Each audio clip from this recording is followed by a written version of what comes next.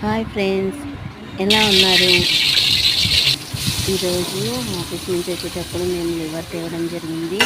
అది బాగా ఉడకబెట్టి ఆయిల్, జీలకర్ర, లివర్, ఉప్పు వేసి బాగా మగ్గపెట్టారు మా హస్బెండే చేశారు.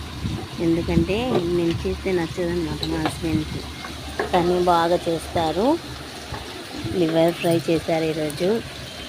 ఉప్పు, కారం